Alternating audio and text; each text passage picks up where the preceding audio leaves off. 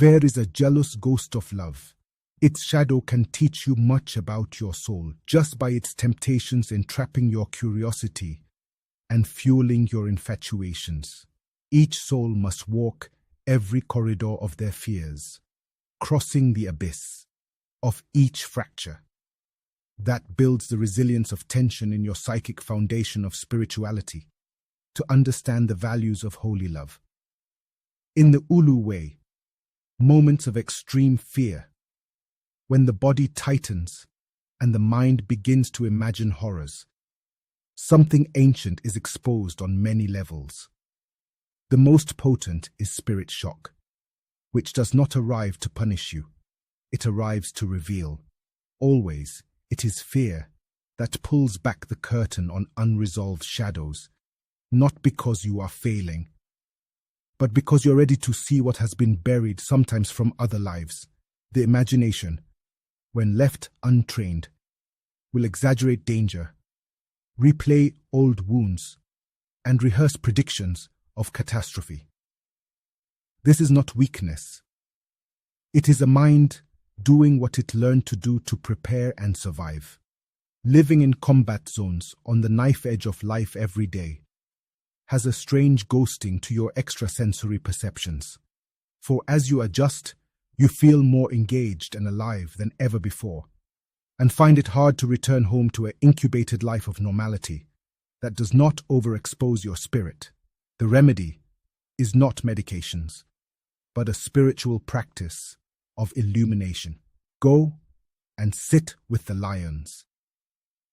Well, what does that look like? Easy. One that you love and enjoy doing, of which there are many. Preferably with those you have shared the same endurances to remain whole in conflict. Spiritual practice exists for this exact terrain. When you enter meditative silence, you are not escaping fear. You are teaching your instincts to remain present. Silence exposes obstructions gently, like sediment settling in clear water. What once felt overwhelming becomes observable. You learn to address your own manufactured hideous phantoms and stop re-scripting old terrors or projected future disasters. Vigilance in contemplative stillness trains the nervous system to nurture unconditional love. In certain extreme circumstances, when you have endured horror, there are elite natural plants that can be used properly to induced states that can erase shocks of war. It's a juice of utopia, recalibrating your spirit with deep treasures of felt love about nature. However, it is a form of psychic hypnotism that needs a genuine follow-up of your own effort in unconditional love that guarantees a success. This is what it means to dig the well before you're thirsty. Initially, worry is useful. It sharpens attention, but worry can multiply if unchecked. It mutates into fantasy, exaggeration, and suffering that does not belong to the present moment. Your vigilance begins when your heart is inhabited with its own rainbow. The soul becomes your sanctuary when belief has been nested in advance. Not belief as ideology, but belief as lived trust in your own capacity to remain present. When your heart has been infused with spiritual breath, faith ceases to be abstract. It becomes a place you can enter. Importantly, fear does not vanish, but it loses its authority. That's the difference. So, there are 3 time signatures of past, present, and future are tamed. Well, they collapse into balance when you anchor in the now. Psychic weight no longer seesaws backwards or forward. Most injuries to the soul originate in lost love. Love that was betrayed, withheld, or misunderstood, where forgiveness became a void. Once this happens, a distrust of others arises in oneself, and love becomes trapped in a black hole in the event horizon, unable to translate the currency of the soul's language. When you are present in true soul time, your dreams steps into an eternity of clairvoyance as an experience. There are airs and graces of currents as a tide move in heaven within you, which we all feel sometimes. The past and future are mirages. Useful, yes, but no longer real. Only the now moves. It is your own nurturing of the seeds from which all futures grow.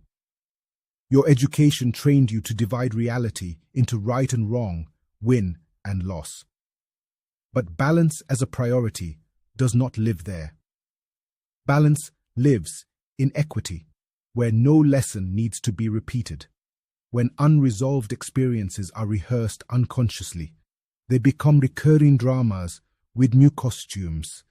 Traumas return under different disguises, where old characters just change masks to display the same challenge of emotional charge. This is of your own making, with only you to blame. It is unfinished business asking for presence. The same karmic concentric rings of echoes rescripts into your old pantomime, even as your own peanut gallery scream. The villain is behind you. You still fall through the comedy trapdoor each time, to your own surprised applause. Saying, "Oh golly gosh, I knew it." People get stuck in compulsions for these stories to vent and gossip their own real-life secrets. However deep psychic and emotional strife, when unprocessed, embeds itself into cellular memory. And if unaddressed, it manifests as accidents, illness, or sudden emotional collapses. Please, these are not punishments. They are messages. And many appear repeatedly, becoming unconsciously addictive. Without guidance, the parasitic ego mind has an easy run of bribed bureaucrats steering choices away from the heart. For the insolent pleasure of a few, you do not access eternity by escaping the body. You access it by calming the present. What matters is love in practice, virtue in breath, and sincerity in observation. Each tradition offers an art of contemplation. Each teaches how to prepare the life breath for challenge. When observation of your own nature is absent, the soul loses its buoyancy. Perception dulls. Sacred values dim. But when you remain present with each breath, unconditional love dilutes old shadows effortlessly. Darkness does not need to be fought, it needs to be met without panic. Neglecting the soul creates addiction, not always to substances, but to resentment, judgment, and hosts of inner theatre. Life narrows. Ideals wither. The eyes carry unspoken anguish. Thoughts become an apothecary of poison words turned inward.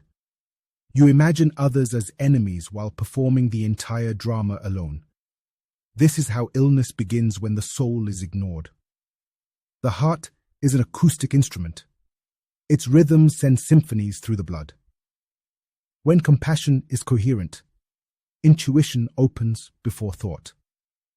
This is not fantasy. It is a refined intelligence. Balanced breath aligns the nervous system into a spiritual presence because it is natural. This state allows perception to arrive before mental interpretation. You sense truth before it is explained. This is how intuition was always meant to function, that the holistic body is the state of functioning consciousness. You can hear imbalance in voices. You can see it in posture. But spiritual practice recrowns perception.